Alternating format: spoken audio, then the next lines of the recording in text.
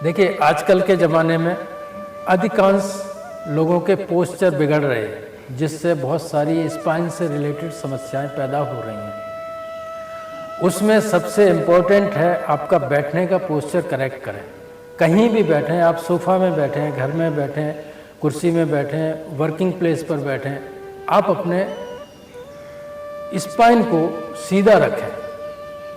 और उसके लिए बहुत सटीक आसन बता रहा हूँ।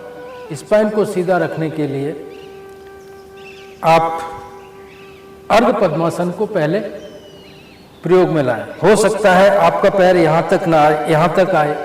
पीछे कुछ तकिया लगा सकते हैं, इस तरह करके पीछे कुछ कपड़ा लगा सकते हैं आप सपोर्ट के लिए, ताकि ये कमर और पीठ सीधी रहे। ये है। धीरे धीरे क्या होगा, ये पैर आगे बढ़ने लगेगा, कुछ दिनों में ऐसे जाएगा, ये इस तरह आएगा। पैर को बदलते रहेंगे 1 बाय 1। जब ये थक जाए तो ये जहाँ भी बैठें ये इसमें अप्लाई करें, तो ये बैठने का तरीका होगा। लास्ट में फिर पद्मासन लगने लगेगा। ये पोजीशन आ जाएगी, आपकी कमर को सपोर्ट मिलेगी, कमर सीधी रहेगी, स्पाइन सीधी रहेगी। ये होगा।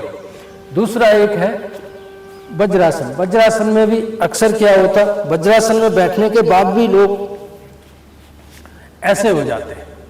ये पोजीशन आ गई, ये गलत हो गया। आपको स्ट्रेट बैठना है, कुछ भी करना है स्ट्रेट होना। इम्पॉर्टेंट ये है कि आप अपनी स्पाइन को कितना सीधा रख रहे हैं, आपके नाभि की और छाती की दूरी कितनी बढ़ रही है, बस ये बैठने का तरीका हो गया। ये वज्रासन और वो अर्ध पद्मासन। अर्ध पद्मासन के बाद पद्मासन लगने लगेगा। अब हम शुरू करते हैं, बताते हैं कुछ आसनों के प्रकार। जैसे स्टार्टिंग आप कहाँ से कर सकते हैं। ये वज्रासन में बैठ गए।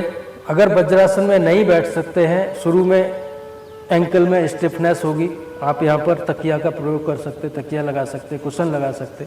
और ये घुटने का जिनका प्रॉब्लम है वो तो वज्रासन को अवॉइड करेंगे। जिनके घुटने ठीक हैं, वो पर ज़्यादा नहीं मुड़ते हैं, तो यहाँ पर भी तकिया रख सकते हैं, ये पोजीशन बनेगी। और जिनके घुटनों में प्रॉब्लम है वो वज्रासन को अवॉइड करेंगे। अब हम करते हैं कैट काउ पोज।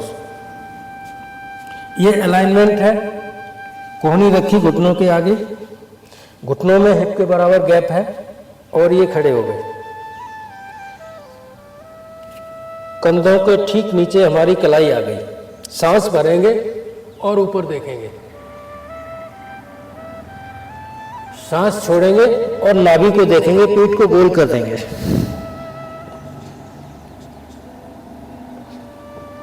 फिर सांस भरी, ऊपर देखा,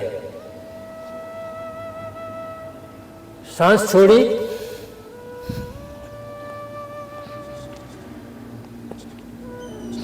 ये आपकी पूरी नाभि को मूवमेंट मिल गया, पूरी स्पाइन को मूवमेंट मिल गया। गर्दन से लेके पूरी स्पाइन के वर्टिब्राज आपके एक्टिव हो गए। इसको आप 7-8 बार 10 बार कर सकते हैं। और फिर यहाँ से सारा वजन पंजों पर लिया, कमर पीठ सीधी रखी, और अधोमुख श्वान के लिए कोशिश करेंगे। अधोमुख श्वान इस तरह हम सीखेंगे। अक्सर गलती इसमें क्या करते, गलती करते हम ऐसे हो जाते, इसको अधोमुख श्वान करने लगते, ये अधोमुख श्वान गलत हो जाता है। आप करेंगे पूरा वजन आपका पंजों पर, और इस तरह करके कोशिश करेंगे। धीरे धीरे होगा, एक साथ नहीं होगा। जब जैसे जैसे परफेक्शन आएगा, आप एक एक पैर को सीधा करेंगे ऐसे।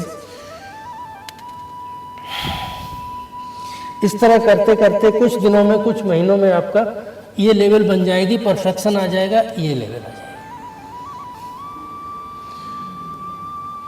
परफेक्ट अधोमुख श्वान हो गया। इसमें कुछ देर बने रहेंगे। पूरी स्पाइन आपकी सीधी हो गई, चेस्ट खुल गया, पैरों में पूरी स्ट्रेच आ रही है, और फिर हाथों से चलते हुए पैरों की तरफ जाएंगे।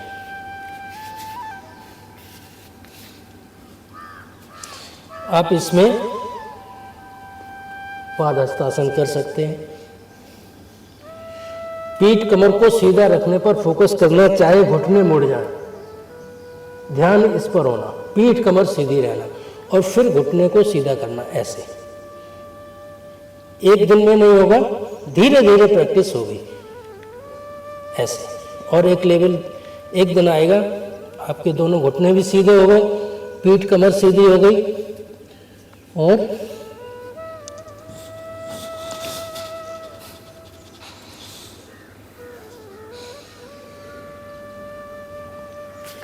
पूरे पैरों में खिंचाव आ गया।